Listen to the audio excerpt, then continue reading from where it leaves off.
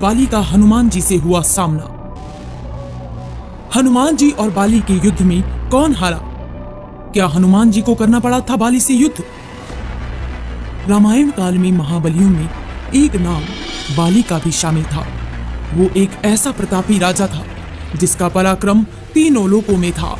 देवराज इंद्र के धर्मपुत्र और किष्किंधा के राजा बाली के बारे में बहुत कम लोग जानते हैं। उससे शक्तिशाली तीनों लोकों में कोई न था। लेकिन जब उसका सामना हनुमान जी से हुआ तो क्या हुआ, आइए जानते हैं बाली की ये रोचक कथा।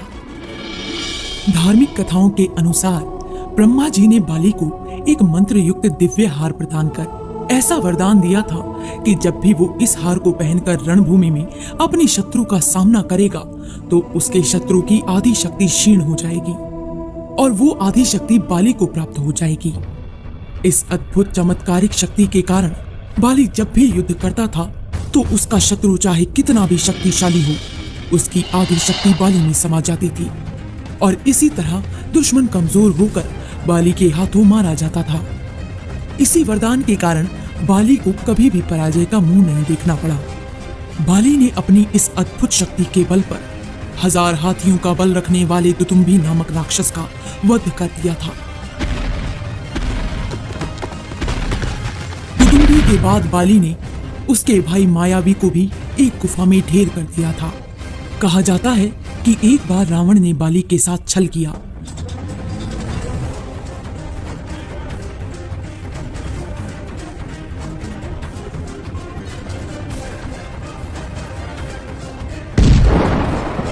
जिसके पश्चात बाली ने रावण को धूल चटा दी। बाली ने उसे बुरी तरह से पीटा और फिर अपनी कांख में दबाया और इस तरह कांख में 6 माह तक दबाए रखकर संसार में इधर उधर घूमता रहा। अंत में रावण ने हार मान ली और बाली को अपना मित्र बना लिया, जिसके पश्चात उन्होंने रावण को मुक्त कर दिया। असुरों के राजा रावण को परास्त करने के पश्चात बाली का अहंकार 7वें आसमान पर पहुंच गया। बाली को यह घमंड हो गया कि उसे तीनों लोकों में कोई नहीं हरा सकता। मद में चूर बाली एक जंगल की ओर निकल गया। कुछ कदम आगे बढ़ने पर उसे एक हरा भरा जंगल दिखाई दिया। बाली उस जंगल को तहस नहस कर अपनी शक्ति का प्रदर्शन करना चाहता था। वो जंगल के हरे भरे पेड़ों को तिनके के समान उखाड़ कर फेंकने लगा।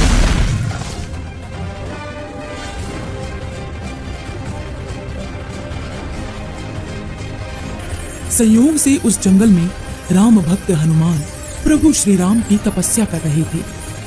बाली की गर्जना से उनकी तपस्या भंग हो गई। गर्व के नशे में चूर बाली अपने आप से गरजते हुए कहने लगा, कौन है जो मुझे हरा सकता है? किसी ने माँ का दूध पिया है तो मुझसे मुकाबला करे।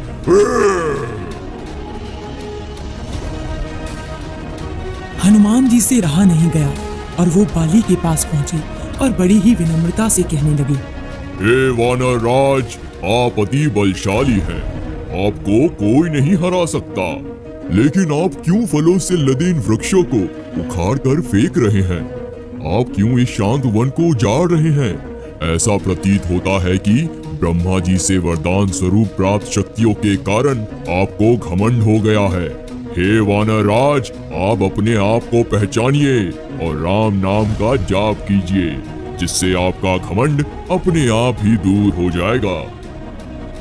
ये सुनकर बाली अति क्रोधित हो गया और कहने लगा, हे तुच्छ वानर, तू मेरा सेवक होकर मुझे शिक्षा दे रहा है और तू किस राम के बारे में कह रहा है?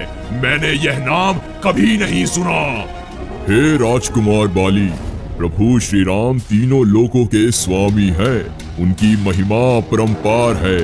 ये वो सागर है जिसकी एक बूंद भी मिल जाए तो भव सागर पार कर जाए। यदि इतने ही महान है तेरे श्री राम तो बुलाओ उनको, मैं भी देखूं कितनी शक्ति है उनकी भुजाओं में। ये सुनकर हनुमान जी क्रोधित हो उठे। फिर उन्होंने कहा, बल के मद में चूरे बाली, तू क्या प्रभु श्री राम को हराएगा? पहले उनके इस तुच्छ सेवक को तो पराजित करके दिखा, तो शायद मैं तुझे मान लूं। ठीक है, कल सूर्योदय होते ही तू मुझसे युद्ध करने के लिए तैयार हो जा। जैसी आपकी मर्जी, मैं तैयार हूँ। अगले ही दिन हनुमान जी तैयार होकर युद्ध के लिए निकलने ही वाले थे कि ब्रह्मा जी उनके समक्ष प्रकट हुए। उन्होंने हनुमान जी को समझाने की कोशिश की कि वो बाली की युद्ध की चुनौती स्वीकार न करे, लेकिन हनुमान जी ने कहा, उसने प्रभु श्री राम को चुनौती दी है। ऐसे में अब यदि मैं उसकी चुनौती को अस्वीकार कर दूंगा तो दुनिया क्या समझेगी? लोग मुझे कायर कहेंगे, इसीलिए उसे तो सबक सिखाना ही होगा। ठीक है, आप युद्ध के लिए जाएं, लेकिन अपनी शक्ति का 10वां हिस्सा ही लेकर जाएं। शेष शक्ति को अपने आराध्य के चरणों में समर्पित कर जाएं। युद्ध के उपरांत ये शक्ति फिर से ले लीजिएगा। हनुमान जी ने ब्रह्मा जी का मान रखते हुए वैसा ही किया। वो अपनी शक्ति का 10वां हिस्सा ही लेकर बाली से युद्ध करने के लिए निकल पड़े। उधर बाली युद्ध के मैदान में हनुमान जी को ललकारते हुए उनका इंतजार कर रहा था। आज उस वानर को मेरी शक्ति का पता लग जाएगा।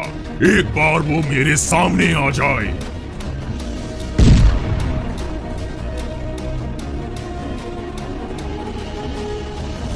बाली के इतना कहने पर हनुमान जी ने बाली के सामने अपना कदम रखा। फिर ब्रह्मा जी के वरदान के अनुसार हनुमान जी की शक्ति का आधा हिस्सा बाली के शरीर में प्रवेश करने लगा। इससे बाली को अपने शरीर में अपार शक्ति प्राप्त होने का एहसास होने लगा। ये क्या हो रहा है? मुझ में अचानक से इतनी शक्ति कहां से आ रही है? बाली को लगा कि जैसे समस्त संसार की ताकत उसके शरीर में समाने लगी है। क्षण भर के बाद उसे एहसास होने लगा उसके शरीर की सारी नसें फटने वाली हैं और रक्त बाहर निकलने वाला है। तभी अचानक वहां ब्रह्मा जी प्रकट हुए और बाली से कहने लगे, बाली, यदि तुम जीवित रहना चाहते हो तो शीघ्र ही हनुमान से कोसों दूर भाग जाओ, अन्यथा तुम्हारा शरीर फट जाएगा। बाली को कुछ भी समझ नहीं आया, लेकिन वो ब्रह्मा जी को यूं प्रकट देखकर समझ गया कि कुछ गड़बड़ है।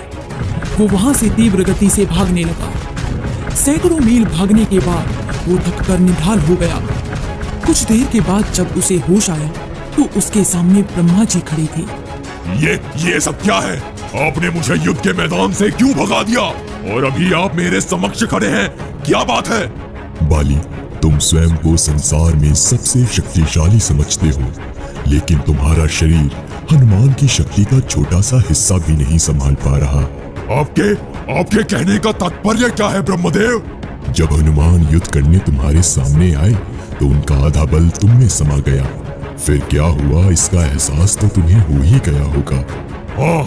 मुझे ऐसा लगा कि संसार की सारी शक्ति मेरे शरीर में समा रही है। ऐसा लग रहा था कि मेरा शरीर फटने वाला है और नसों से खून बाहर निकल आएगा।